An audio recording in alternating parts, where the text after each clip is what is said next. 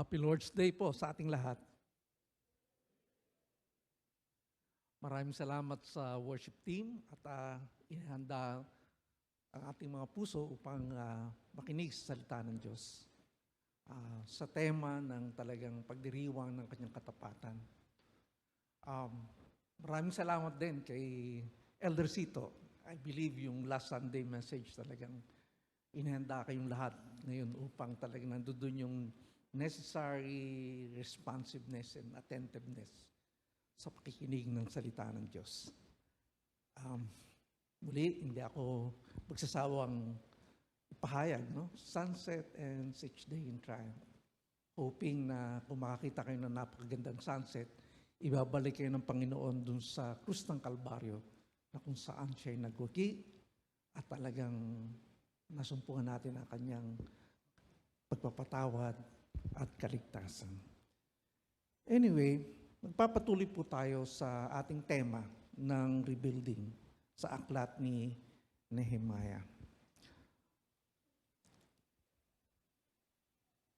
Ang naisulat ng ating pastor ay rebuilding repentance. No? Hindi ko maisalin sa Tagalog eh. Pero natutuwa ako kasi sa ating wikang Tagalog, meron po tayong salita na talagang in a way captures, no, yung essence ng repentance for the people of God. Pag sinabi kasing repentance, pangkalahatan siguro yung pagsisisi. Pero para sa ating mga anak ng Diyos, para sa ating bayan ng Diyos, ang magandang pangusap na talagang swak na swak, no, sa ating mga Pilipino ay yung pagbabalik loob. I think it's yung pastor ng Day by Day, si Pastor Ed Lapis, ang talagang nagbibigay diin sa salitang yan, no? Pagbabalik loob. At dito, pag sinabi mong pagbabalik loob, ay kasama na rin ng kasaysayan ng iyong buhay, di ba? Kasama na rin kung ano yung nasa iyong saloobin. At higit pa rito, paano ito hinubog ng Diyos. At ito ngayon ang matutunghayan natin. Kung tutusin, nagsimula pa ito sa chapter 8. Kasi chapter 1 to 7, nandiyan yung rebuilding of the wall. No? At ang binigyang diin nga sa atin, ay ang mahalaga, hindi lamang yung panglabas na wall, kundi ano yung nasa loob, ano yung isinasaayos ng Panginoon sa loob. Pero ganun din po ang daloy ng kwentong ito dahil pagkatapos nila ng rebuilding, no, naroon na rin yung paksa ng pagbabalik loob. Kung tutuusin, ito po ang parang pag-aasikaso, no, rebuilding the nation Israel. Kaya ngayon chapter 8, maganda yung pagbibigay focus ni Elder Cito dun sa salita ng Diyos. Pero kung tutunghayan niyo po yung kwento ng bansang Israel, parang dito, ang naalala nila ay kung paano ibinigay ng Panginoon yung Torah dun sa Mount Sinai, no? Bahagi ng kanilang kasaysayan. Kaya talagang hindi nila maiwasang mag-iyakan kasi talagang parang kung tutuusin, eto tayo pero naging malayo tayo sa katotohanan ito. At ilang beses dito sa ating binasa na yung salitang ito ay binigay ng Diyos upang sila'y mabuhay ng masagana. Pero ganun pa man, talagang katulad nga nung pagbibigay din ni Elder Cito, andiyan ang salita ng Diyos, pero nung ito ay naipamukha sa kanila, nakita din nila yung kanilang kasalanan, kanilang pagkakamali, ang kanilang pagsuway dito. At ngayon nga, kung tutunghayan natin ito, ay itinuloy nila yung pagbabalik loob. No? At dito, ang makikita natin ay yung pagsisiwalat ng kwento ng Israel. So kung parang kung tutuusin, kailangan natin ng parang sabi mo, introduction to the Old Testament. Ito po mga talata, mababasa natin yung kwento ng bansang Israel na sinadyang isinulat upang parang ang bibigyan ng diin ay yung mga mahalagang yugto sa kanilang buhay. In earlier verses dito sa chapter 9, naroon yung kwento ng pagliligtas ng Panginoon sa kanila dun sa Ehipto bilang mga alipin na kung paano ang Panginoon ay hinati ang dagat upang sila'y makadaan. At sa kanilang paglalakbay sa ilang, nariyon ang kanyang kalawalatian upang magbigay ng ulap. Matakpan sila sa init at liwanag sa gabi. Parang, wow, no? Pero dito, binanggit din na patuloy nilang pagsuway, patuloy nilang hindi pagiging tapat. Kaya nga kung ito ang ating tunghayan, yung kwento, kung tutuusin, yung rebuilding, repentance, o yung pagbabalik loob, ang pinapakita rito ay yung kahandaan ng bansang Israel noon upang sila'y muli talagang maging bahagi ng kwento ng pagliligtas ng Diyos. Reaffirming our part in God's story of redemption. Kung tutuusin, kung ito ay seseryosohin natin, ito ay buong buhay na pagbabalik loob para sa ating lahat. Balikan kung ano yung ginawa at talagang patuloy na ginagawa ng Panginoon sa ating mga buhay.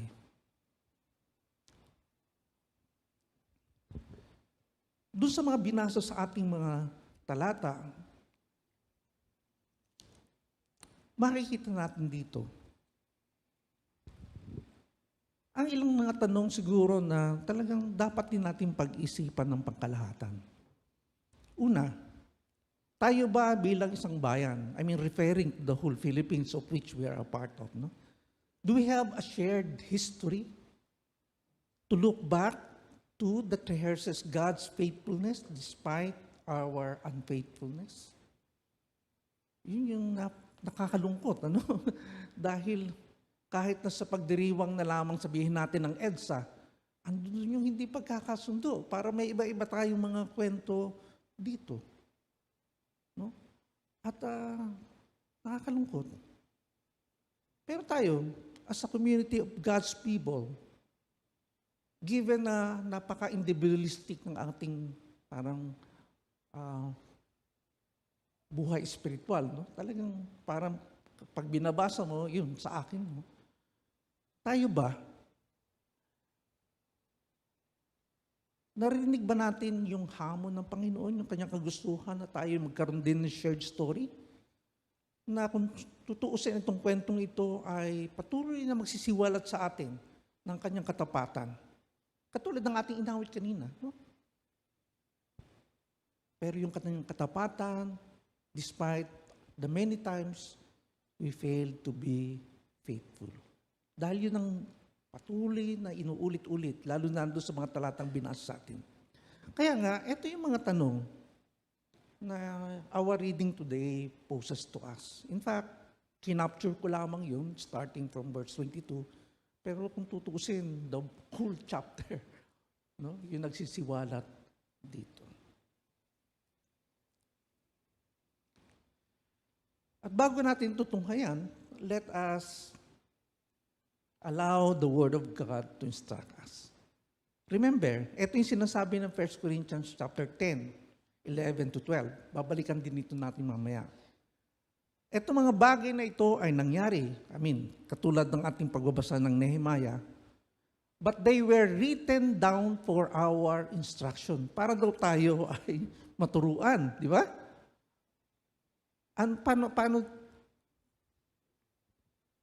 Paano dinefine ni Pablo ang bayan ng Diyos? Tayo sa atin ngayon, on whom the end of the ages has come. Sa atin, na kung saan yung kanilang inaasahan ng end of the days ay nangyayari na.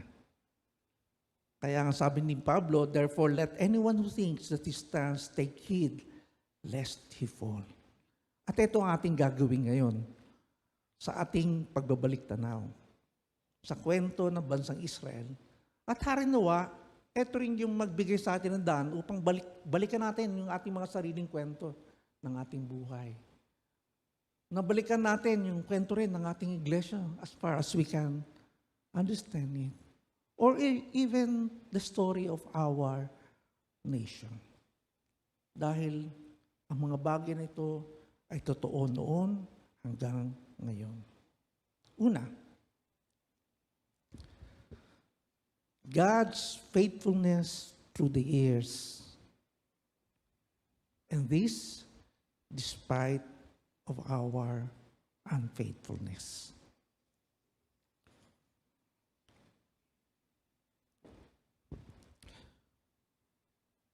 Yung faithfulness niya ay makikita sa katapatan ng Diyos sa kanyang pakikipagkasundo sa bansang Israel, simula kay Abraham. No? Verse 8, kung titignan niyo ang inyong mga Biblia, and made with Abraham a covenant to give to his descendants the land of the Canaanite, the Hittite, the Amorite, the Perizzite, the Jebusite, and the Girgashite. And you have fulfilled your promise, for you are righteous. Pag sinabing righteous kasi, meron kang moral standard na sinusunod. At ang Panginoon, dahil meron siya'y kasunduan, ay talagang true siya dun sa part niya sa kasunduang ito. No? Ibinigay niya ang Kanaan bilang promised land sa kanyang mga anak. Kaya nga dito, mga kapatid, yung faithfulness talaga, at nababasa natin kanina yan sa verses 32 and 33, yung steadfast love niya, ibig sabihin yung hesed, no? Yung word na hesed is really related to the fact na true siya sa kanyang covenant. No? Totoo siya sa kanyang pakikipagkasundo sa atin.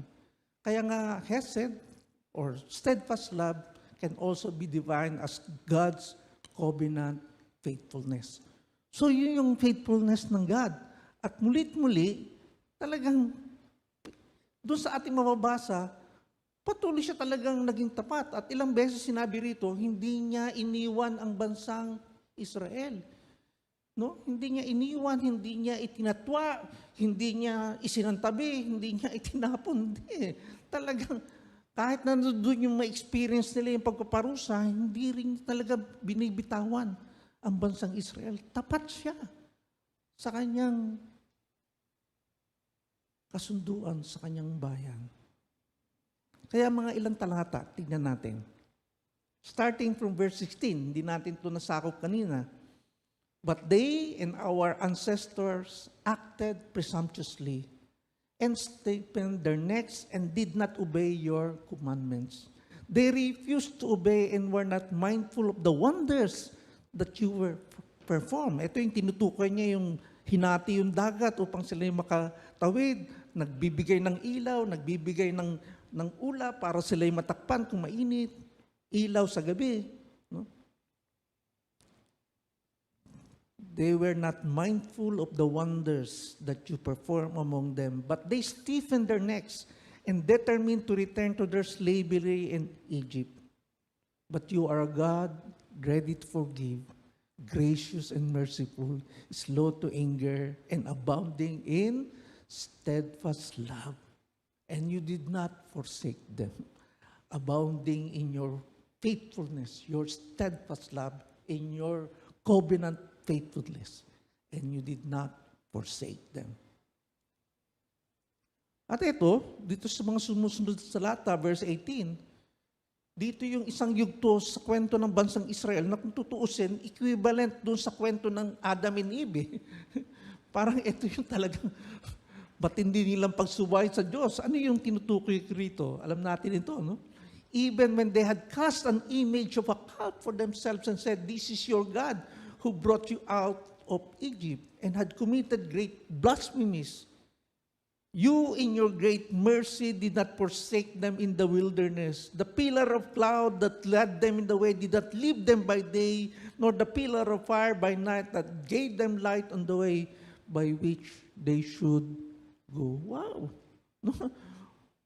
Ito po yung matagal kasi si Moses eh. No? At yung kanyang kapatid si Aaron, pinesti ng mga taon, sabi, hindi na babalik si Moses dito sa atin. No? At tayo naman ay para bang sumamba. Siyempre, nasanay sila doon. So, anong ginawa nila? They built this golden calf and call it their God. Samantalang sinasabi doon sa Ten Commandments, thou shalt not make a graven image of me. Di ba? Ang problema, sabihin nila yung golden cup, yun yung God nila, it can only capture so much, no, yung power. Pero hindi ganun ang God. Kaya nga, hindi mo siya talaga magagawa ng image dahil talagang, sabi doon sa inawit natin, walang katulad. No?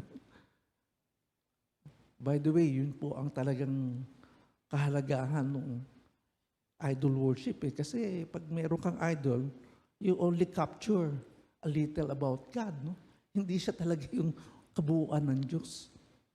Kaya ang bansang Israel, wala silang idol dahil alam nila na kung tutuusin sila, dapat yung idol ng God na naipapakita sa buong mundo ang kanyang katapatan, awa, at pagmamahal. So, yan. Verse 16 po yan. Yung binasa na natin kanina, starting sa verse 22, no? O 26. Nevertheless, they were disobedient. Again, ito yung pagkatapos na maranasan nila yung sobra-sobrang pagpapala. I think ang tinutukoy dito yung paglago ng kaharian ni King Solomon, na kung saan talagang kinilala ang bansang Israel, na pinupuntahan ng iba't ibang bayan ang bansang Israel upang mamangha, no? Sa talagang what the Lord has done to these people. No? Pero sabi dito sa verse 26, nevertheless, they were disobedient and rebelled against you and cast your law behind their backs and killed your prophets who had warned them in order to turn them back to you. And they committed great blasphemies again. Yan na naman, great blasphemies. Bakit? Noong mga panahon na yun, okay na okay yung kanilang buhay. So they built their altars dun sa mga mountains. No? Kanya-kanyang altar siguro ito. No? Para bang, eto yung nagbigay sa akin ng prosperity. So, kanya-kanya, they were really committing blasphemies. Therefore, you gave them into the hands of their enemies who made them suffer. Then, in the time of their suffering, they cried out to you and you heard them from heaven. And according to your great mercies, you gave them saviors who saved them from the hands of their enemy. Again, according to your great mercies. No?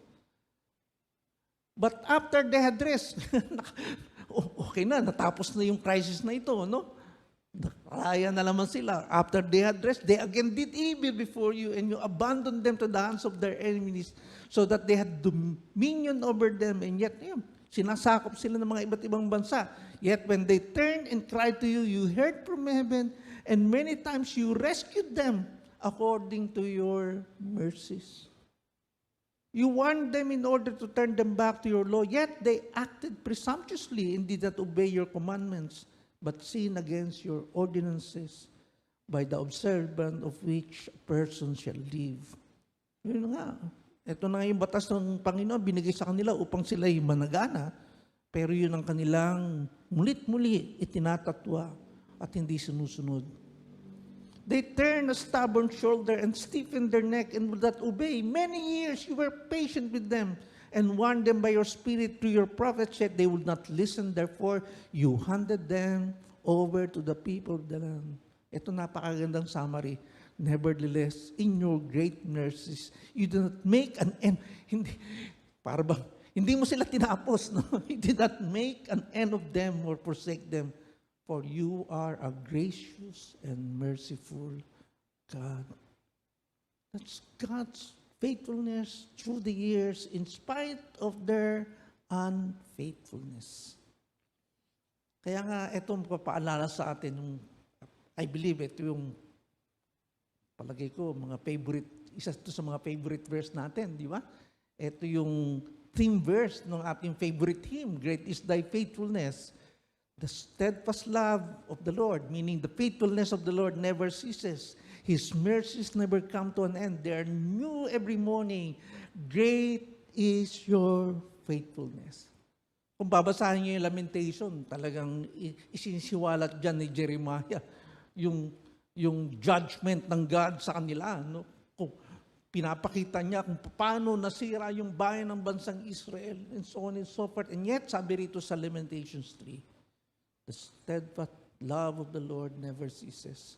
His mercies never come to an end. They are new every morning. Great is your faithfulness. I hope and pray na when we look back at our life, Yun yung ma-affirm sa atin. Tapat ang Diyos. Yung isang family na naging close sa amin, binisita namin ng brother ko dun sa Bacolod. No? May condition yung kanyang family. No? Brugada ba yun? No? Brugada. Na kung saan marami sa kanilang kalalakihan namamatay habang natutulog. Sa pamilya nila. Ugat. No? At yung pinakalas. No? Pero may kasunod pa pala nun. Yung kanyang mismong anak. Binangungot pero nailigtas. Pero yun, comatose. No? Ilang years na yun, Bok? 12 years. Bedridden. Pero abot-abot yung pagpupuri ng mag-anak sa gitna ng lahat ng ito. Dahil sa gitna ng kanilang hirap, at doon naman yung patuloy na katapatan ng Panginoon. Hindi ko nga alam to eh. Kinukwento nila kung paano sila nalubog sa utang. No? Nalubog sa utang. At yung kanilang anak na tinuring kong adopted daughter, si Jaja, nag-church din dito nung narito siya. Doktora na ngayon, nandun sa Bacolod.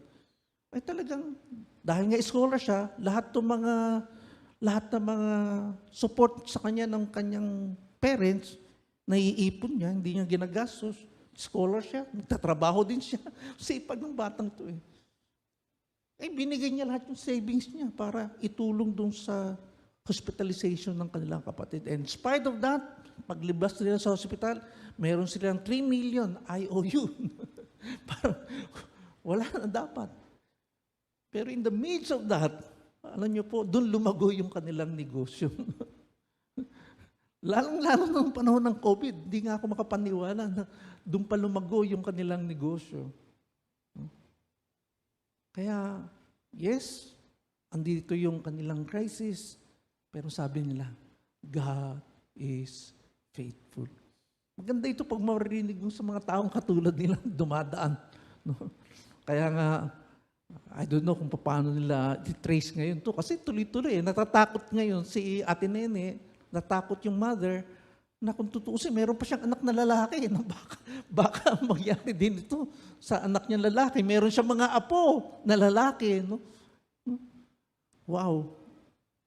Meron palang ganong kondisyon. Ano? Para bang, Lord, bakit sa pamilya ko ito mangyayari? No? Pero yun, God is faithful. If there's anything siguro ngayon na idadagdag natin, at makikita natin sa binasa sa atin, ano? One spiritual truth that we need to take to heart. No? Prosperity often makes one take God's faithfulness for granted. Kasi ito ang kwentong biyaya ng Diyos. Ni-enjoy nila lahat ito. And then, naging unfaithful sila. Matapos sila mapahinga, andyan na uli yung blessing ng God. Naging prosperous ulit. And then, andun na naman yung kanilang unfaithfulness. You see, unfaithfulness does not come in, parang sabihin mo, in sort of yung malakihang crisis. Hindi eh. Unfaithfulness creeps in. No? Ginagapang ka ng unfaithfulness sa mga maliliit na bagay. No? At pag dyan nagsimula, mga kapatid, take note, maaaring dito ka rin malaga.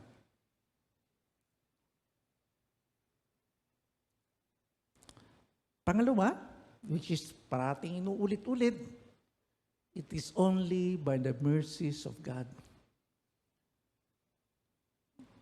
Magandang definition ito, kaya dinalagay ko rito.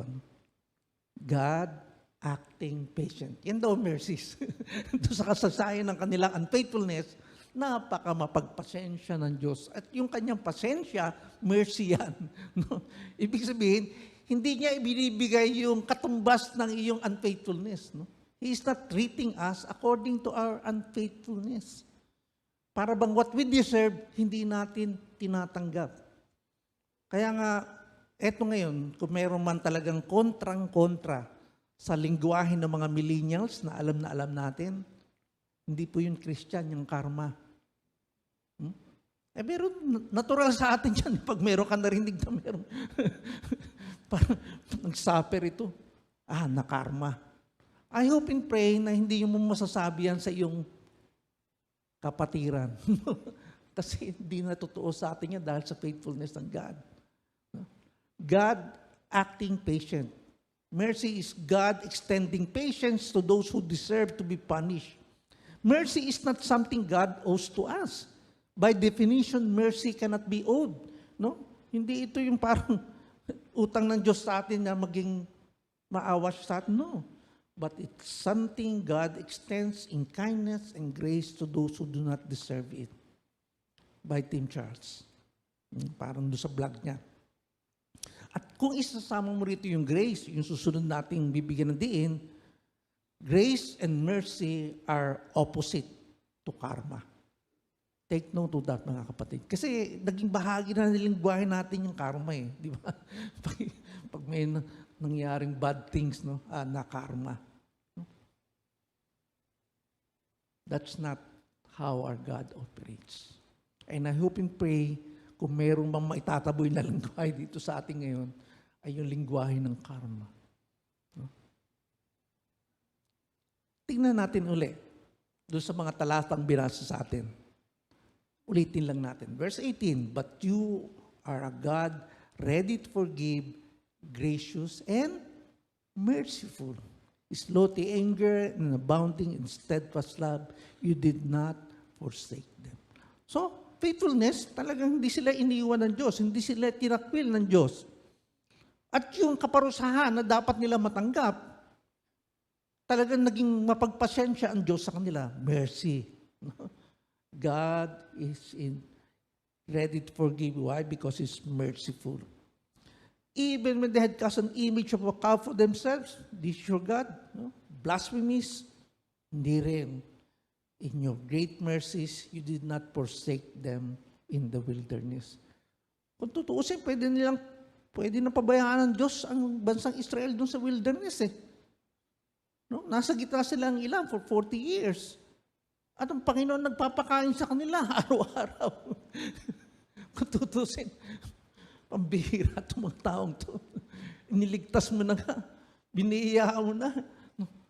Remember, nung sila'y humayo sa bansang Israel, dala-dala na yung kayamanan, sa bansang Egypt, dala-dala nila yung kayamanan ng mga Egyptians, di ba?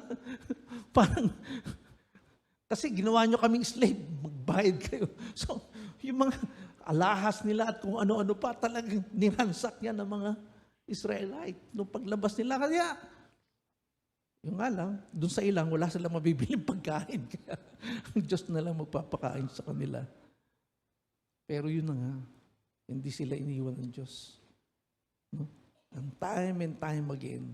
At here's, really, yung definition natin kanina, di ba? Mercy is God acting in patience. God acting patiently. Ibig sabihin, hindi siya para bang haba ng PC niya. Talagang, itong anak na to, no? Alagwa ng alagwa, pero hindi niya binibitawan. Many years, you were patient. Mercy. No? And in the midst of that, they continually warned them through His Spirit, through the prophets. Yet they will not listen. Therefore, you handed them over to the fear of the lands. Maparusaan na nga sila. Yet, hindi pa rin sila nag-give up ng Panginoon. In your great mercy, you did not make an end of them or forsake them. Yeah.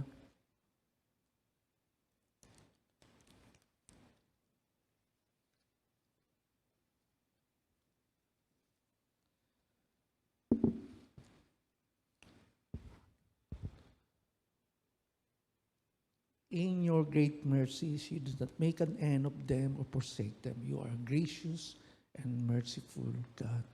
It's only by the mercies of God. Diyan sa inyong bulletin, sinama ko yung Genesis, no? Although hindi ko na ilalagay dito. Kasi ito yung, although hindi binanggit yung mercy, ang tawag dyan ng mga theologians is God's covenant of mercy with Noah. Remember yung kwento ni Noah?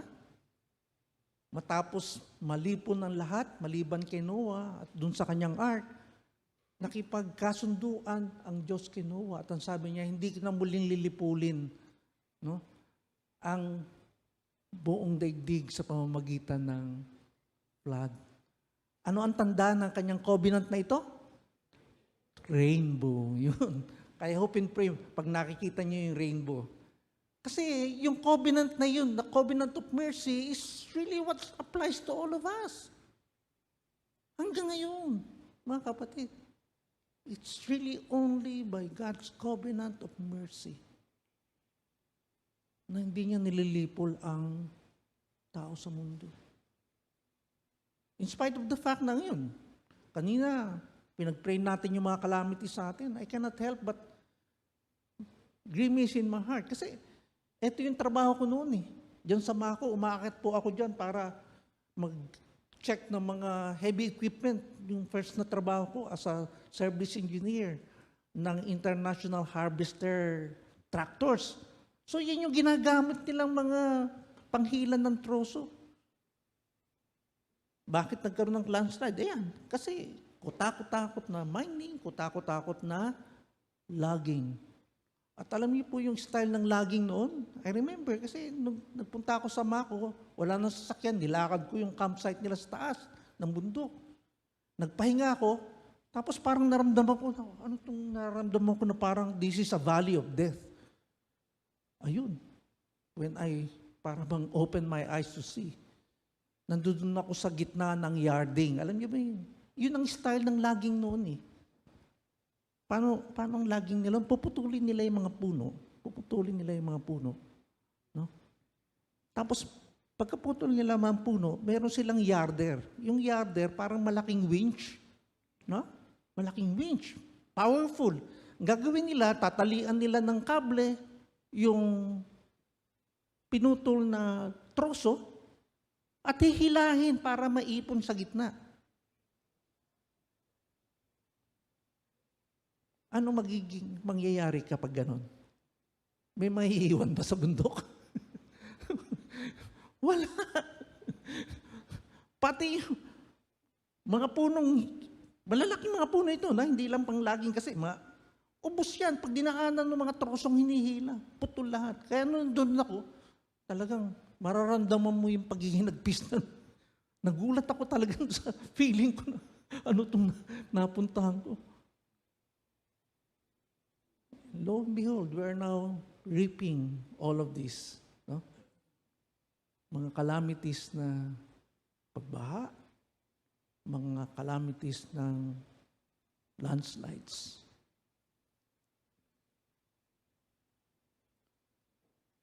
I can still say, in the midst of all of this, it's only by the mercy of God. We're still under the covenant of mercy kay Noah. And in fact, ito yung pinabayaan ng Panginoon na maging ways sa atin. No? Romans chapter 11. Paano tayo naging bahagi ng bansang Israel? No? For just as you were at one time disobedient to God, but now have received mercy because of their disobedience, yung disobedience nga ng bansang Israel, so they too have now been disobedient in order that by the mercy shown to you, they also may now receive mercy. Kasi, di ba, generally, tinanggahan nila yung good news ng Panginoong Hesus. They were being disobedient. Pero yung good news, tinanggap ng mga Gentiles. At ngayon, ipinapakita ng Diyos yung kanyang mercy para sa mga Gentiles at pag makita ito ng bansang Israel, they will also receive mercy. Ano sabi rito sa verse 32? For God has consigned all to disobedience that He may have mercy to all. It's only by the mercies of God. Awa lang yan ng Diyos. And how does this apply? Ito yung buhay ni Pablo. Ano sabi ni Pablo tungkol sa kanyang sarili? Though formerly I was a blasphemer, persecutor, and insolent opponent, but I received mercy because I had acted ignorantly in unbelief.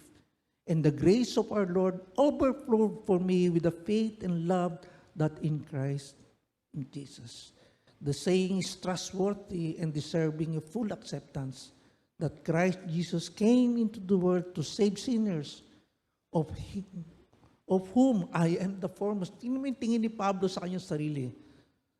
Dahil sa highlight ng mercy ng God, sabi niya, ako ang pinakamatinding makasalanan, of whom I'm the foremost, but I receive mercy for this reason, that in me, as the foremost sinner, makasalanan sa lahat, Jesus Christ might display His perfect patience, mercy, as an example to those who were to believe in Him for eternal life. Wow. Wow.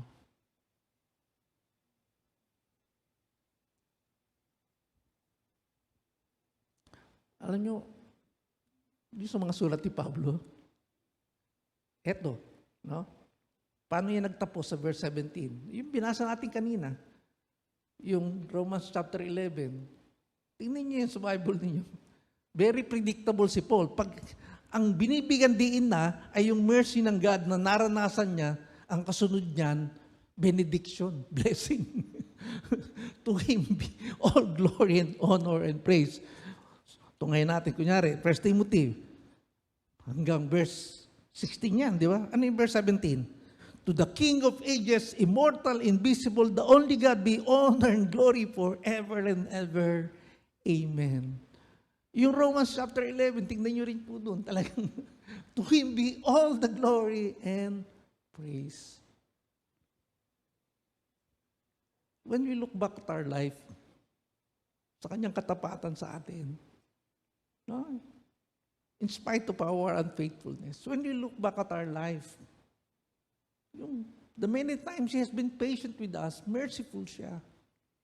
I hope and pray this will drive you to your knees and just thank God from the depth of your heart and just worship Him and return to Him all glory and honor and praise. Katulad ni Pablo. At hindi pa rito natapos no? Into this grace in which we stand. Kasi di ba, ilang beses inulit yan, faithfulness, hindi sila iniwanan, mercy, naging very patient ang God sa kanila, no? At hindi nila natanggap yung karapat-dapat na kaparusahan. No? And then, makikita rin natin grace. Kasi in spite of everything, nandun pa rin yung continuous provision ng God sa kanila. Di ba? Doon. Pwede mo sabihin kasi na, hindi kita paparusahan, pero bahala ka sa buhay mo. Let us separate ways. Yeah, merciful, di ba? Hindi ka niya pinarusahan, pero from now on, hindi na kita i-bless. Pero hindi ganun God Hindi ka na nga pinarusahan, bless ka pa. Kaya, yan. Mercy and grace is the opposite of karma. Pwede mo sabihin grace lang, pero actually, it's mercy and grace, which is all about getting what you deserve. Yan ang karma, di ba? You get what you deserve. Mercy is not getting what you deserve, and in addition to that, grace is getting what you don't deserve. Yan yung definition ni Justin Halcomb. Grace is unconditional love toward a person who does not deserve it. Alam nyo, yung gustong-gusto ko dun sa training natin sa EE, yung bang darating yung point na sasabihin mo, I don't deserve it then, I still don't deserve it now, will I ever deserve it even in the future? But praise God, I have eternal life.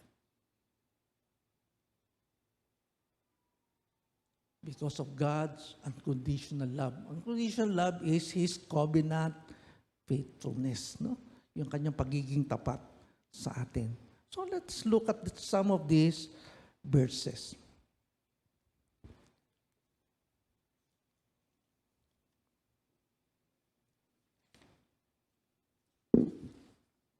Verse 17, but you are God, ready to forgive, gracious and merciful, slow to anger and abounding in steadfast love, and you did not forsake them. Again, hindi sila pinarusahan, dapat parusahan sila, hindi sila iniwan ng Panginoon, pero patuloy pa rin silang binibiyayaan.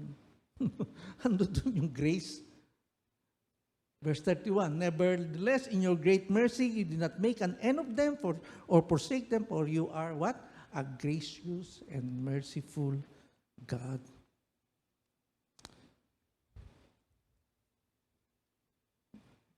Kaya nga this will lead us to one of our favorite verse, no? I believe. For by grace you have been saved through faith.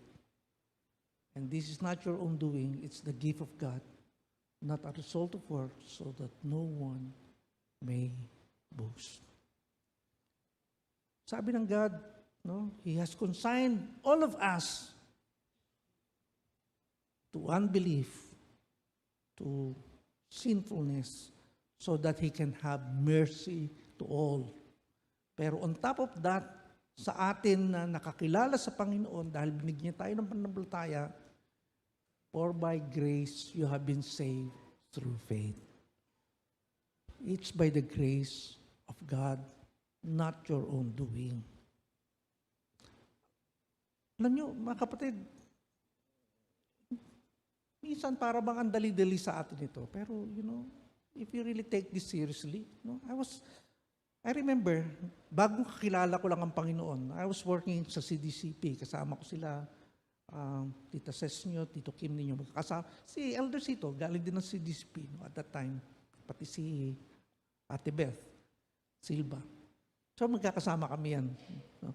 Bago ang Christian noon, very bold ako. Ang winitisan ko, yung head ng HR.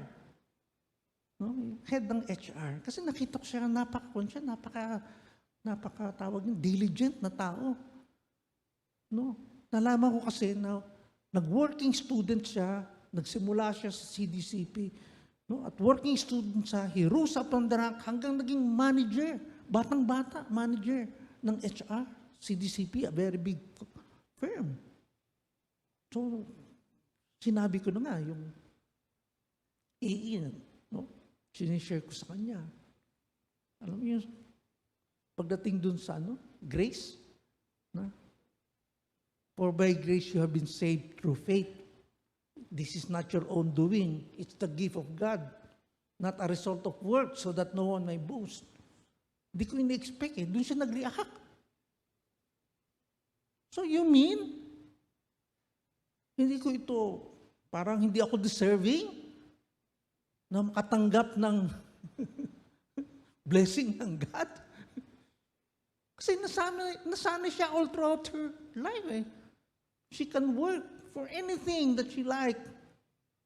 Rising up from the rank, galing sa ilalim, hanggang, and ang hirap pala pag mga self-made na tao No?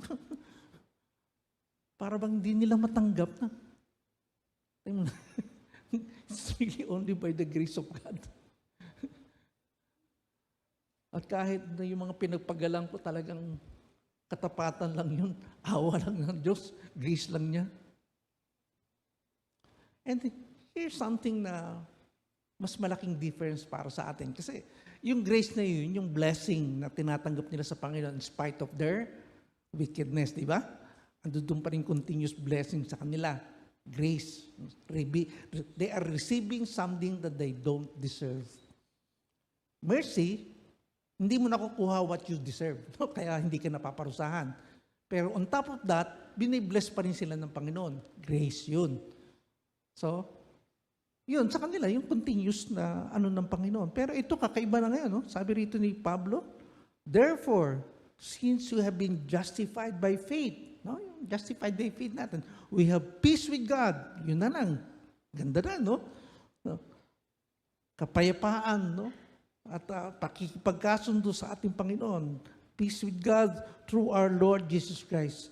Through Him, we have also obtained access by faith. Ano sabi rito? Into this grace in which we stand. And we rejoice in the hope of the glory of God. Have you really reflect on that? into this grace in which we stand. Tayo, na bayan ng Diyos, tayo na mga anak ng Diyos, ay actually now standing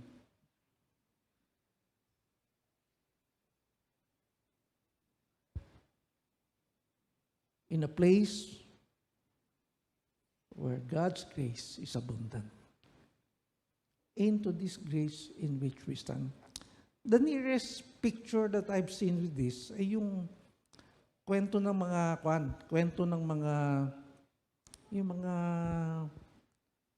tawag dyan yung mga Amerikano kasi noon. Dahil yung lupa, they can stake para bang a place na ito magiging sa kanila na, no? Towards the west. Maraming mga Amerikano gano'n, nag-travel by family. Minsan sila by community para pag dumating sila sa lugar na walang may-ari sa kanila na yun. Kaya lang, they will travel through the wilderness. Minsan, habang nagtatravel sila, merong forest fires. No? Wilderness fire. Pag gano'n, hindi mo matatansya yung lawak ng sunog. Kahit na sila tumakbo, baka abutin sila, mamatay silang lahat. Alam pong ginagawa nila? Yung kanilang leader, kasamahan yung mga ibang kalalakihan, pupunta sa unahan. Susunugin na nila ito. Susunugin. Malaki, malawak. Doon sila ngayon magtatakbuhan kahit mainit-init pa. Para pagdating ng forest fire, ligtas sila. Wala namang susunog doon eh. Para papakamot ka lang ng ulo. No? Pero, wow, it's a very good picture. Kung tutuusin, it was Christ who got burned so that now we can stand in what was accomplished in and through His life. No? Parang hindi ka na masusunog kasi nasunog na siya para sa atin. But that's only a little portion of what this grace means. Kasi mamaya mas mapamangha pa tayo ng ibig sabihin yan eh.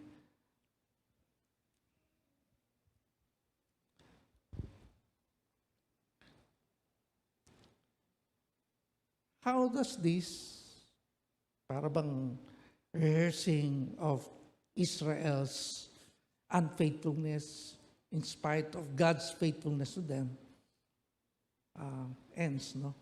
For these people now. You see, ang malaking difference dito sa kwentong ito, they. Pagdating ng verse 32, sila na.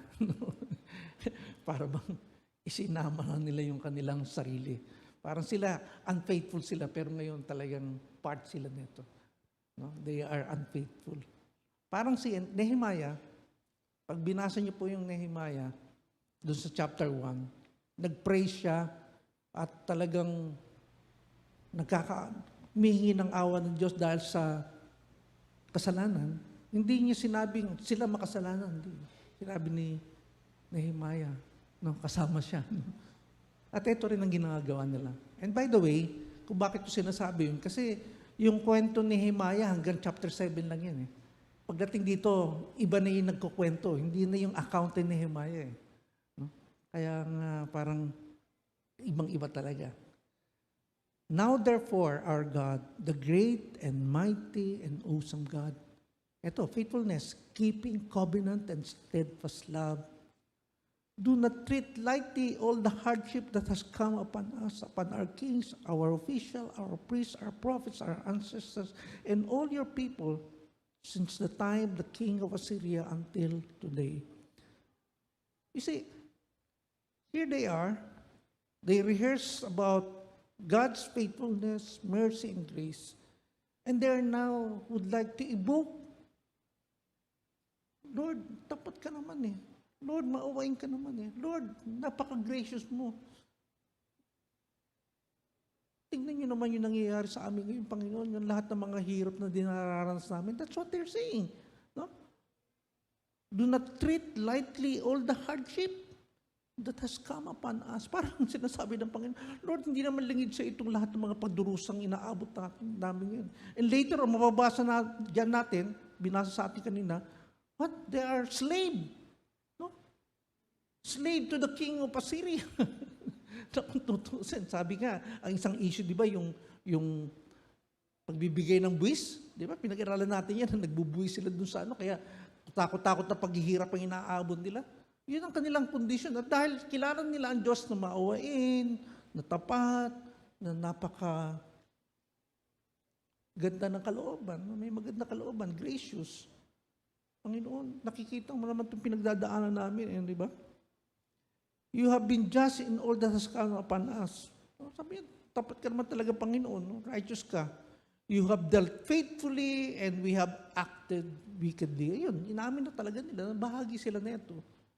Pero ang point dito, they look back at their history and saw God's faithfulness, God's mercy, and God's grace. How about us? When we look back at our life and the story of our lives, ito ba yung ating makikita?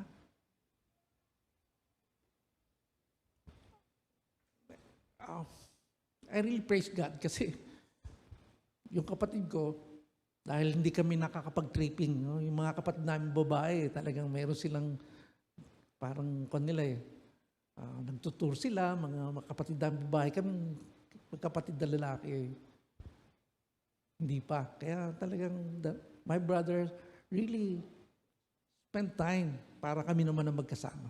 So bumalik kami sa Davao. Yung roots namin, nandun yung mga friends namin. Kasi siya, elementary and high school, nasa Davao na siya. Grade 2. Ako naman, first year, hanggang fourth year. Tapos doon na rin kami tumira. So doon yung mga roots namin.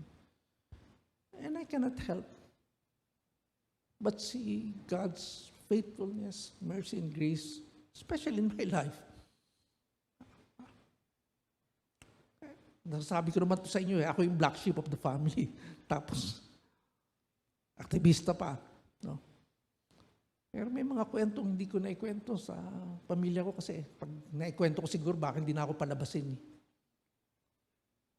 Doon ko nakikita yung mercy ng God. Kasi maloko talaga. Napasama rin ako sa mga may means na maloloko rin.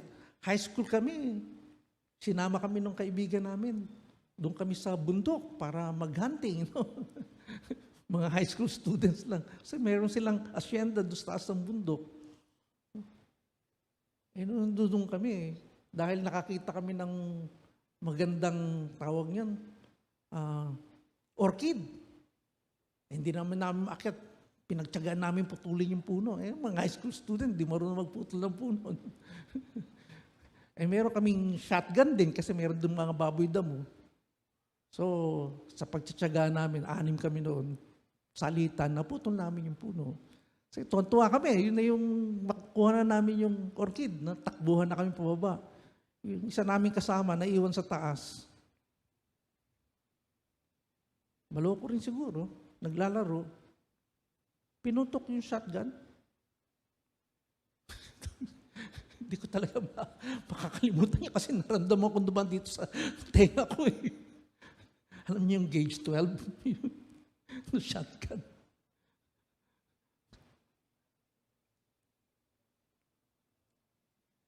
Putla kami lahat. Yung kaibigan namin, kasama, classmate namin, hindi rin siya makakibo. Parang tarantang-taranta siya. Kasi hindi niya sinasadyang pumutok. Shotgun. Kami naman. Konti siguro yung iglas yung patay kami lahat. And that's only one. No? Kasi talagang, when I look back, parang, Lord,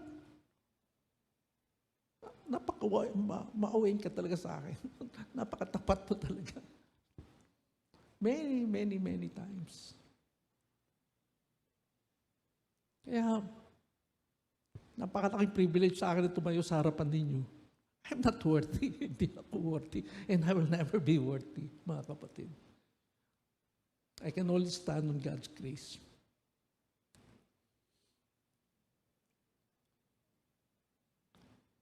So, they reiterate, they reaffirm their part in God's redemptive story. Di ba? Kaya nga, nananawagan sila. Pagdating mo sa chapter 10, ito ngayon yung pledge nila. They pledge na tutuparin nila lahat ng sinasabi ng batas ng Diyos, na the Torah. Yun yung chapter 10. Pero dito, matutunghayan natin dito, when they look back, yung God's faithfulness, mercy, and grace. Pero sa atin, mas talagang surprise pa kasi we are now standing on grace. Ibig sabihin, we are now part of God's redemptive story. Balikan natin yung 1 Corinthians chapter 10, verses 11 and 12. Now, these things happened to them as an example, but they were written down for our instruction. Ano yun? Sino daw tayo? Sino tayo? On whom the end of the ages has come. Tayo daw yan. No? On whom the end of the ages has come. We live in the overlap of the present age and the age to come. As the people of God, we have a shared story of our past, present, and future. It is God's story of redemption of which we are a part of. I've shown this slide to you, pero I believe this is very important for us to see where we are right now. So when you look back at your own lives, or even the story of KBCF, makikita natin na talagang we are standing on God's grace. God's redemptive story. Ito yung bansang Israel, ito yung kanilang pagkakilala sa Diyos, at meron silang tinatawag na this present evil age. So, ito yung patuloy natin nararanasan. Present evil age, ano yun? Andiyan nag-rule si Satan, sabi nga ni Paul. Siya yung the God of this age. Andiyan yung kasalanan. Andiyan yung brokenness, no? Para everything and anything is not working. Even in our relationship and everything. Andiyan ang death.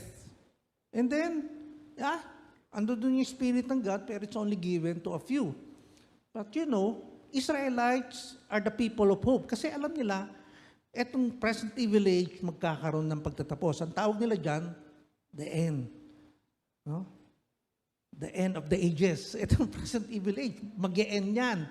At papasok ang coming age or eternal life. Yan yung tinasabi nating eternal life.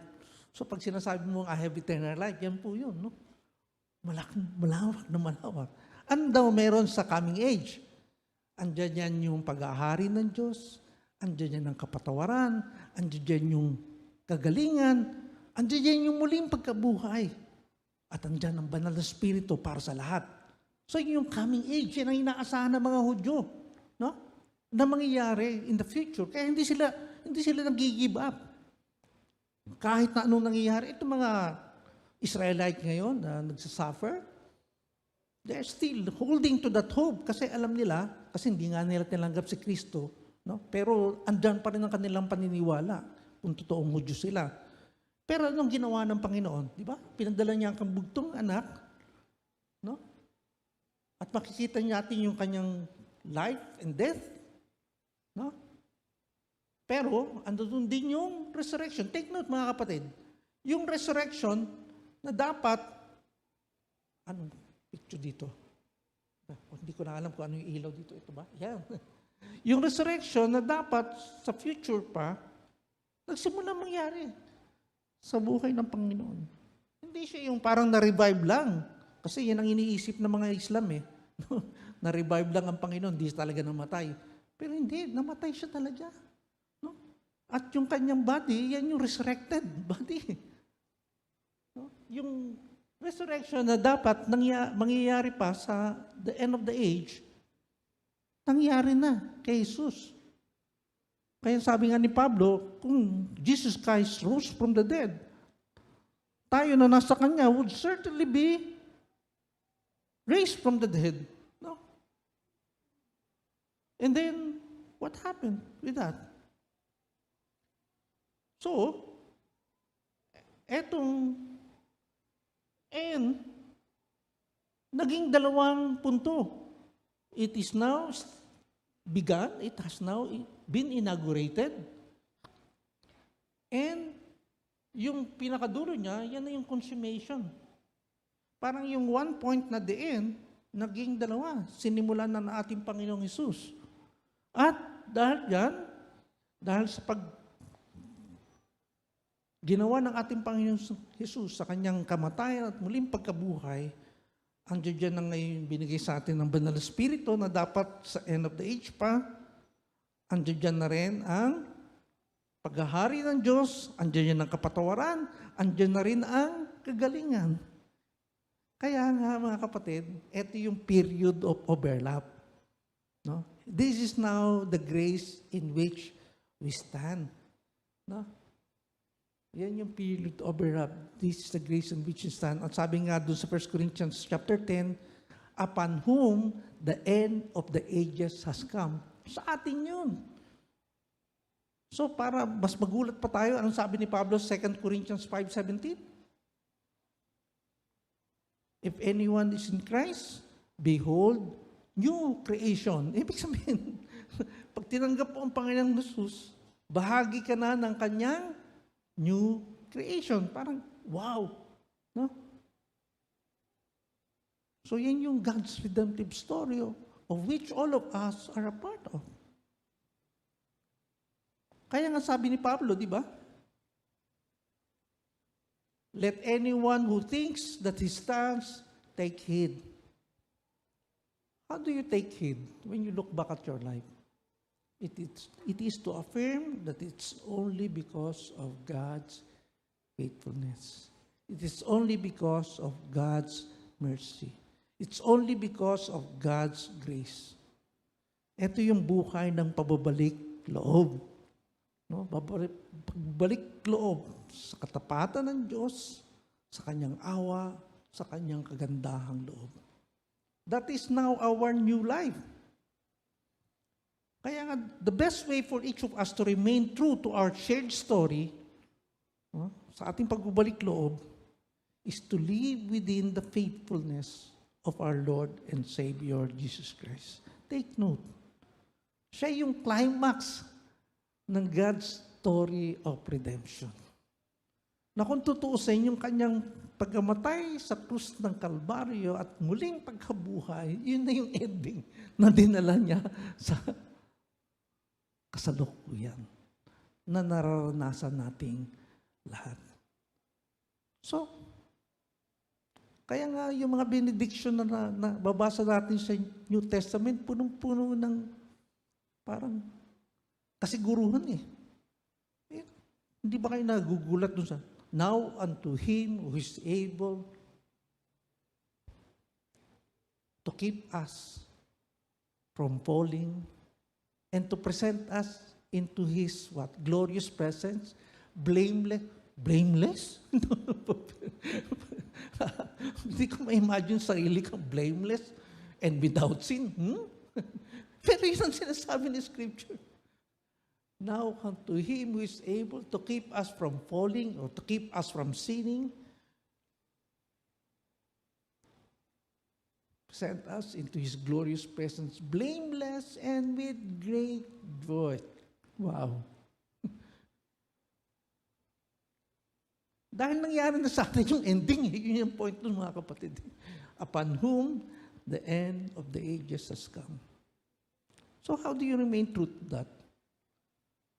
Dapat muli mo matunghayan yung kwento ng ating Panginoong Hesus. Kasi siya yung climax ng ginawa ng Panginoon. At isa pamuhay mo ito.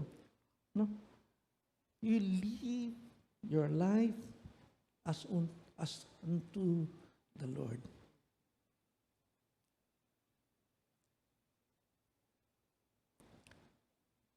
Binigay ko na itong slide na ito. Yeah. No? My earlier message tungkol kay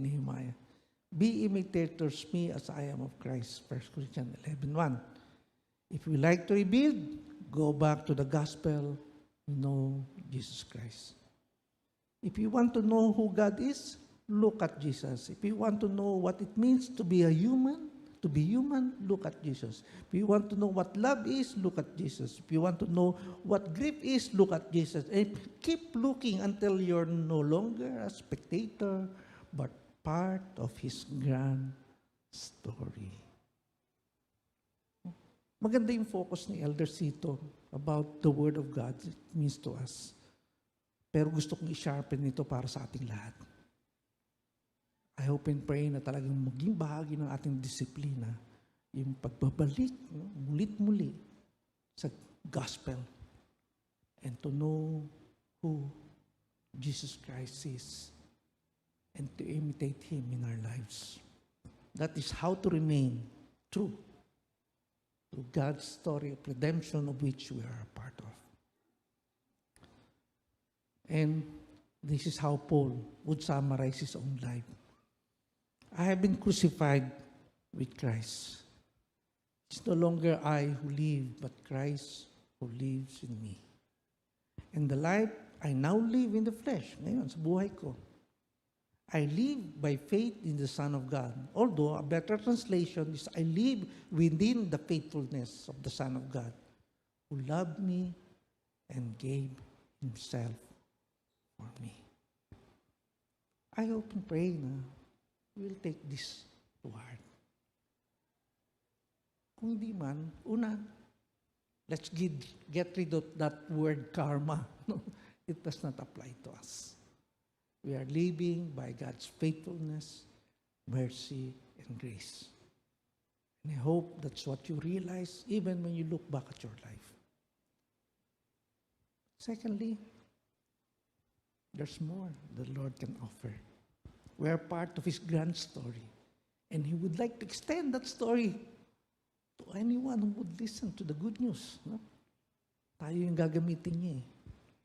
Pwede nating sabihin, no? And the life that I now live, I live within the faithfulness of the Son of God who loved me and gave Himself for me.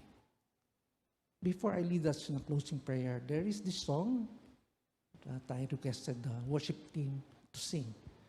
I like that particular line. Sabi ng awit na ito, tapat siya mula pa sa ugat ng ating lahi. Can you realize what that song is saying? Yung faithfulness ng God mula pa sa ugat ng aming lahi. We have an opportunity to trace back our roots. No? Gonzaga, Dahurulan, kami yun, no? Doon sa Baez.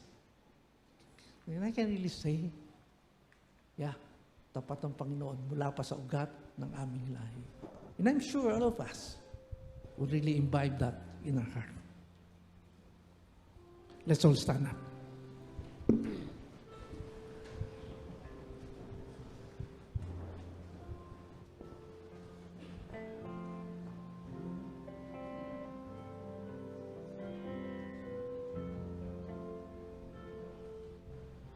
Saliyang kay buti ng ating Panginoon,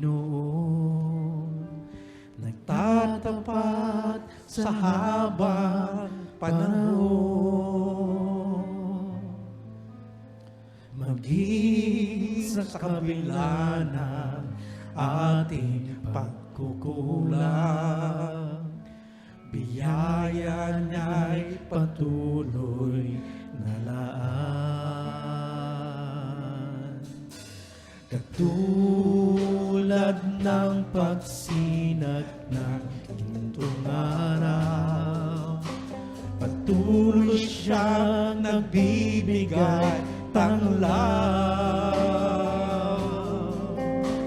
Kaya sa puso ko't damdamin, katapatan niya'y aking pupurihin. Dakila ka, O Diyos, tapat ka nga tunay, magmula pa sa ugat ng aming lahi. Mundo'y magunaw man, maaasahan kang lagi, maging handang wakas nitong buhay.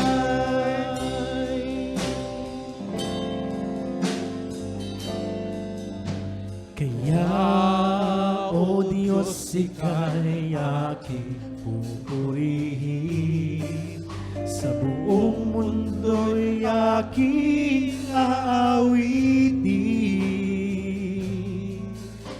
Dakila ang iyong katapatan,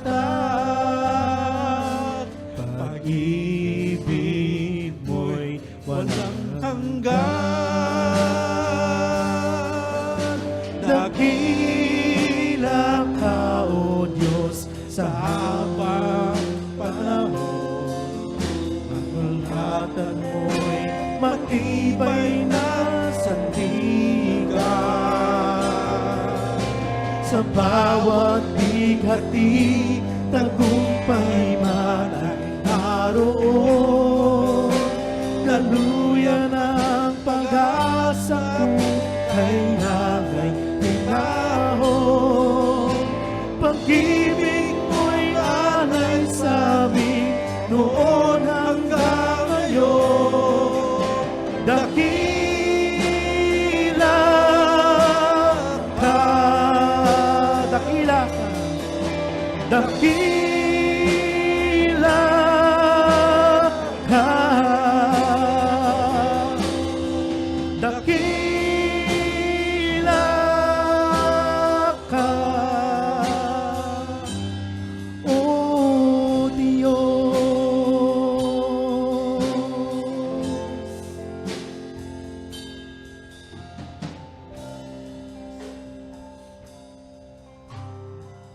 Panginoon, tunay nga ang ika'y tapat.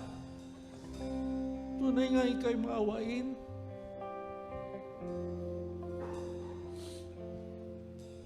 Ang iyong kagandahang loob ay walang hanggan, Panginoon.